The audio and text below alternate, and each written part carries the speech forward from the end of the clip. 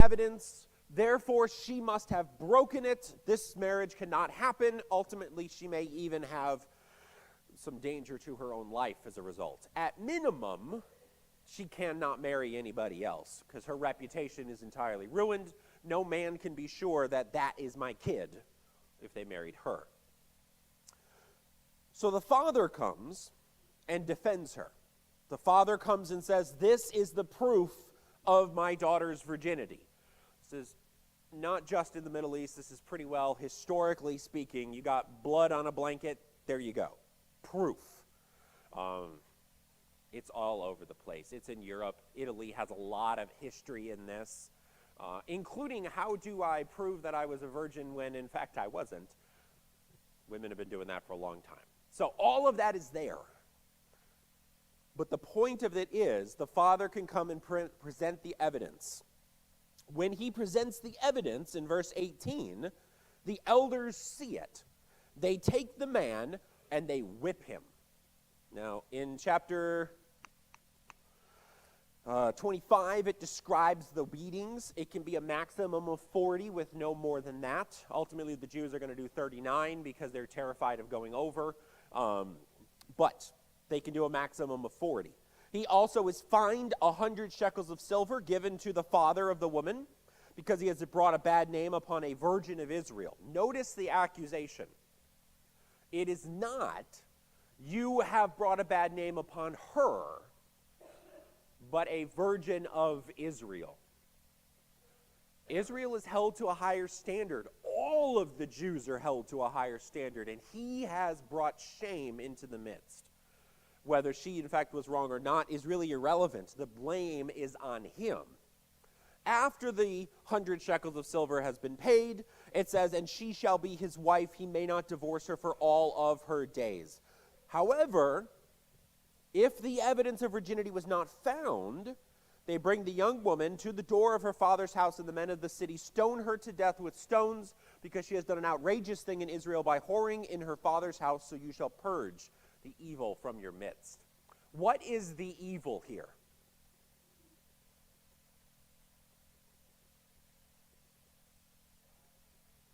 Lying. It was pretty good there. Sexual immorality. That's our fancy way of saying that they're just sleeping around. You did not sleep around in Israel. They were not to go to prostitutes, even though they do. They were not to give their daughters to be prostitutes, even though that they will. They were not to just have romantic liaisons in some, Canaanite countryside. No. The marriage and the sexual relations is a thing that they are doing between them and God. Everything in their relationship with God is wrapped up in this. If this woman has brought evil in, she must be purged. If the man has brought evil in, he has to be punished. And she must be cared for and protected for the rest of her existence. Whether she performs the duties of a wife or not is not the point. But because the shame has been brought in, questions are going to be asked. I don't really know if these are my kids. We can't have that. Now, fast forward to the New Testament. We have a wife who is pregnant before wedding day. What should have happened to Mary? Should have been stoned. You can't get much more proof of I'm not a virgin than pregnancy. It's that one kind of seals the deal, right? What does Joseph do? He wants to put her away quietly. How does God intervene? Yeah, he sends an angel and says, don't worry about it. You have to keep all of the laws unless God specifically tells you otherwise. This is one of those times.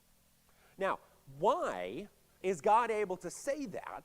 You go all the way back to Leviticus. We offer sacrifices for what kind of sin?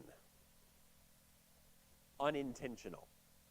This is an intentional sin. Is there a sacrifice that she can offer to be redeemed? No. Is there a sacrifice he can offer so that he doesn't have to marry her and pay a fine and then support her for the rest of his existence? Even though she probably don't like him that much. No. There is no sacrifice. There's no way out of this. Therefore, what kind of a sin is this? Intentional. So when we went through Leviticus, I made a huge deal about this. This is an example of how that functions. Now, he breaks it down after that from 22 to 30, but does anybody have any comments on that section first? And then I'm going to run through the other ones really quick. I spend some time on it because this is a passage that people are going to throw in your face. We need to be ready for it. We don't necessarily have to like it. New law, better law, right?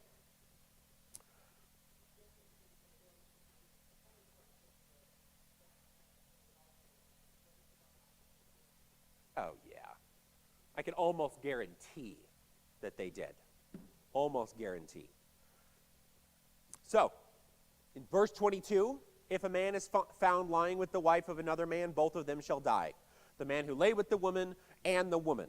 So you shall purge the evil from Israel. There is an unstated assumption here.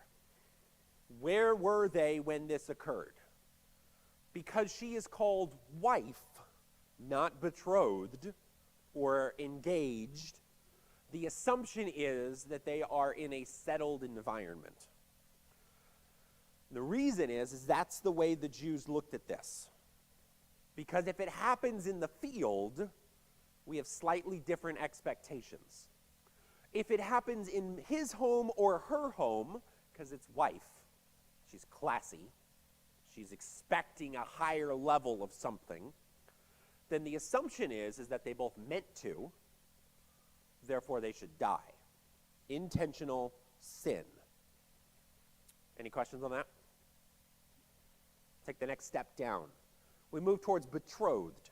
Not yet married, but betrothed. If there is a betrothed virgin and a man meets her in the city and lies with her, you bring them both to the gate of the city, you stone them to death because she did not cry out for help. The assumption is, in the city you would have been heard. She wasn't heard. So in the absence of further evidence, we have to assume they both meant to. If they both meant to, we kill them both. Done. We're not having this kind of evil inside of our cities.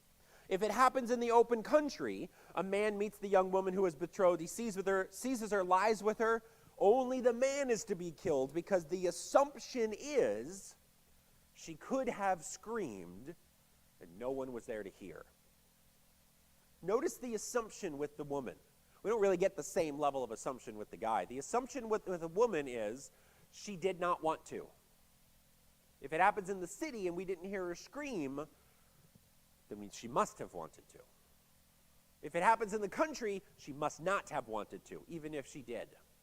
Doesn't matter. Even if it was a true romantic liaison, everybody is full-on consensual, doesn't matter. She is not to be killed. Yeah.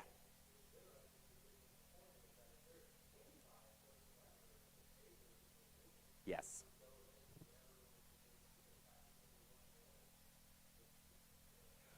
These laws are all designed to protect women.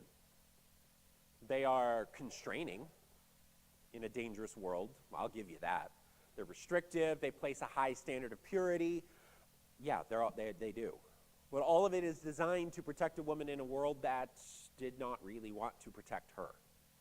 And the way God did it is by saying, men, keep it in your pants and be honorable and be kind and do what you say. Don't be deceptive. Don't be evil. Be righteous. Then she has no negatives if she has a righteous husband or lives in a city of righteous men. The last one is the biggest question mark. Well, second to last one. We're going to talk about the last one down here in a minute. But in verse 28, if a man meets a virgin not betrothed, he seizes her, he lays with her, and they're found, the man who lay with her shall give to the father of the young woman 50 shekels of silver, and she shall be his wife. Because he has violated her, he may not divorce her for all of his days. Notice the difference. We've gone from wife to betrothed to unattached. Unattached, guess what? You're married now. So what constitutes a marriage by this chapter's standard? Sex. I mean, it could be. He does seize her and he does lie with her. That kind of terminology historically could also mean she was okay with it. However, the blame is his, regardless of how she felt. Now, why would God then force them to marry? They become one flesh. She can't marry anybody else now, because they have the same concerns we talked about before. Makes Joseph all the more unique. All right, any questions on any of that? Cool. Last one is, a man shall not take his father's wife so that he does not uncover his father's nakedness. Just don't have sex with anybody else. Just don't. Just get married, have sex with your person, live your life. We don't have to deal with all of this. Okay, any questions before we move on? I spend the time on it because this is a hot passage people love to throw in people's faces to say how evil God is. And yet it is one of the most righteous and rights-centered of all laws in this time period in that part of the world. Most other nations would not have been this kind to any of those individuals. Yes?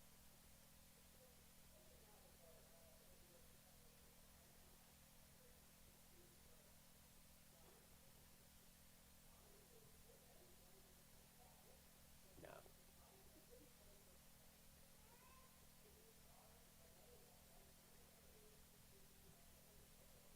Yep.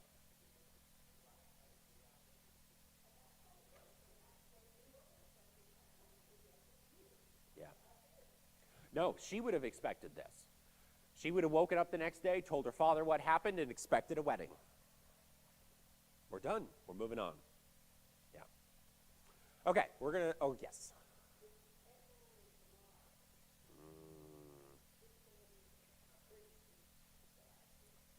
Does it happen in a city? And is she betrothed? We are not told it happens that she is betrothed, but it does happen in his house, which is in the city. So we have a woman laying with a man in the city. Who should die? I mean, it could be verse 28 and 29. Virgin lays with a guy. She's not betrothed. They're married now. That's what she asked for. He would not do it. No. It's not a great chapter for David. No. Cool. Anything else? 23. I put this one in mostly because I want to be excluded.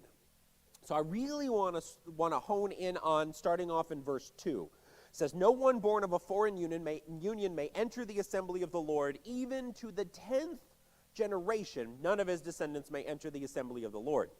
What is a foreign union? Any other verses in there or any other translations for verse 2? Illegitimate birth. Does that make it any clearer for you guys? No, it uses one word that we use even less in our life. So what are we talking about when it says this forbidden union or this illegitimate birth? What are we talking about? Could be talking about intermarriage. It might fit. What else? Unknown parentage. I know who mom is. Don't really know who dad is, so we may have some problems there. What else?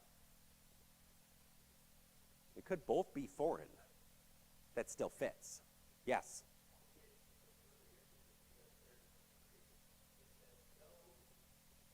Don't read on. Don't read on. Would also fit. Yes. So he starts with a general rule, then he starts defining it to give some specific examples of what he's thinking. So he goes into nationalities. But the Jews, when they get to this section, they broaden it beyond it. And then they say God is specific also about nationalities. So Ammonite, Moabite, as Ben said, also Edomite down there in verse 7. So we've got specific regulations about these, We've also got some in Egypt as well, a little bit in there. It's going to come a little bit later. I think we're going to look at it. So he says, no Ammonite or Moabite may enter the assembly of the Lord. Even to the 10th generation, none of them may enter the assembly of the Lord forever, because they did not meet you with bread when you came out, and so forth and so on. But the Lord your God would not listen to Balaam, down in verse 5. Therefore, blah, blah, in Edomite, he's your brother. Do not abhor an Egyptian, because you were sojourner in their land. Children born to them, not a third generation problem. How do I know someone is an Ammonite or a Moabite? What is it saying here? Is it saying, if one of you takes a Moabite as a spouse and have children, it takes up to the 10th generation before your offspring are allowed into the assembly of God? Is that what it's saying? Yes.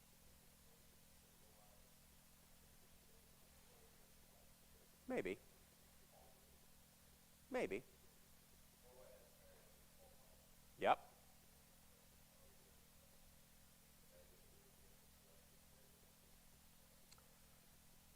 So we ran into this when we went through Ezra and Nehemiah. There are quite a few Jews in Judah, the end result of Nehemiah. And a whole host of them have intermarried, and a small amount of them put away wives. How can I intermarry, have a foreign-born wife, and not have to put her away? Because she's not an Ammonite anymore. They're not practicing anymore.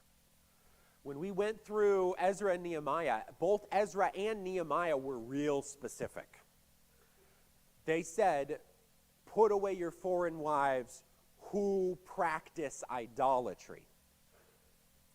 When the Jews come to this section, that is how they're interpreting it as well.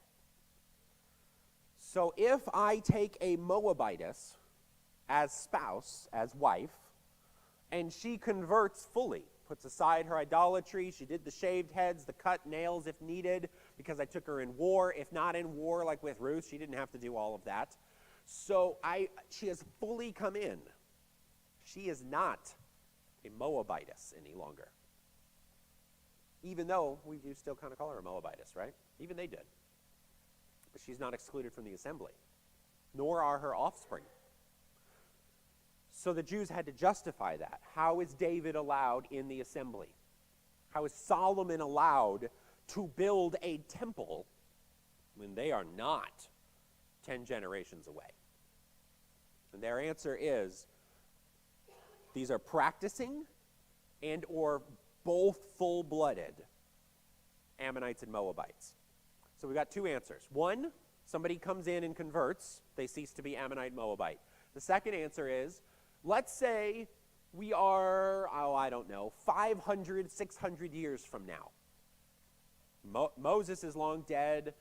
Solomon's dead. Everybody we know is dead. It's been so long, 10 generations have gone by.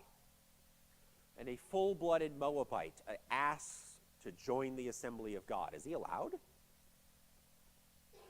He is then. Because the 10 generations is from here, verse 4. This is what they did. 10 generations from now, they're not required. Was a foreigner allowed in the assembly of God? They were, actually.